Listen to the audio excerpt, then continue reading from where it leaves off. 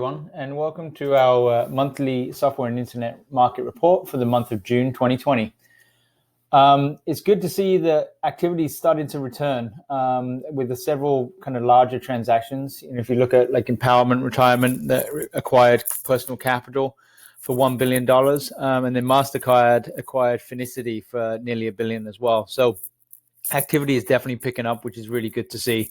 And we've seen that across all of our transactions at Sampford Advisors as well. So in June, there was 5.2 billion invested and 83 transactions. So we'll see in the next couple of slides what that does in the context of other months for 2020 and where that brings us to the year. But it's definitely encouraging to see a little bit of a bounce in activity. So you can see that on this slide in terms of deal volumes. If you annualize the current run rate on deal volume through the first 6 months, you get to about $130 billion of invested capital in software M&A.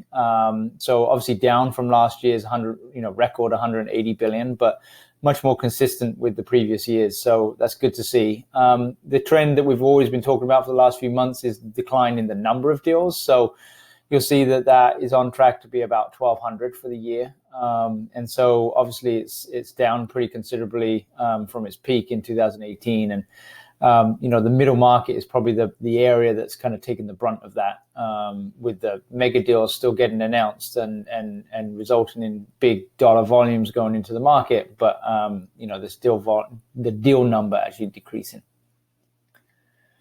And you can see in the context of our monthly chart of the number of deals where we finished in June. So 83 was definitely a rebound from April and May, which is definitely encouraging. It's kind of consistent with the March, almost pre-COVID numbers. It's obviously not back up to kind of November, December, January levels of kind of 90 to 100 transactions.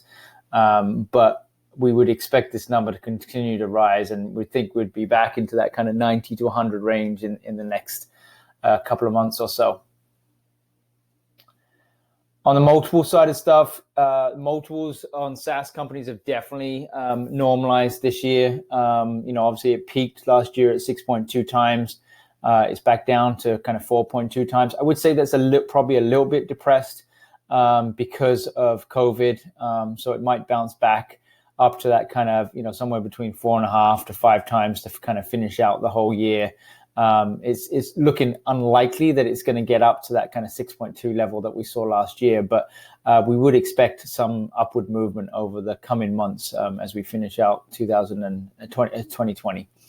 And then on the non-SaaS side, you can see that has kind of continued to kind of decline, and it's an average kind of 2.3 this year. And that's obviously just because of the differences in business model and everything.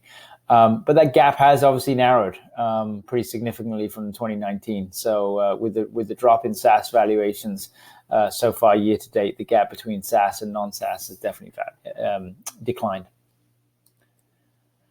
On the VC side of stuff, also quite a good amount of activity. So 4 billion of invested capital in June, 318 transactions, and the median deal size was 3.3 million. Obviously some big deals with Varo at 240 million, Postman at 150, and Trip Actions at about 125. So there's been some good amount of capital still going into the VC space in tech, which is definitely encouraging as well. Just to kind of see the VCs continuing to write checks. And you can kind of see that in the context of where we would, finish the year if we annualize that. So, obviously last year was $48 billion.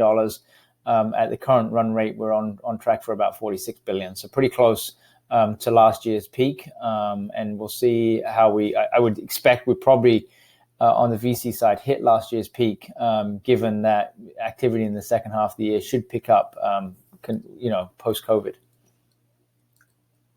And then on the valuation side for VCs, obviously a pretty large premium, as there always has been, to the M&A deals. And so you can see this, early stage transactions are being done at even more elevated multiples of 21 times. Mid-stage transactions are around 15 times, and then late stage are around 11 times. So all of those metrics have obviously increased year to date over 2019 levels. So pretty encouraging to see that VCs are not only doing a good amount of writing checks, but also doing it at decent values as well. And then lastly, if you look at the overall stock market performance of SaaS and non-SaaS, and then the S&P 500. So obviously S&P 500, it bounced around a lot in the month of June, but was up 1.5%.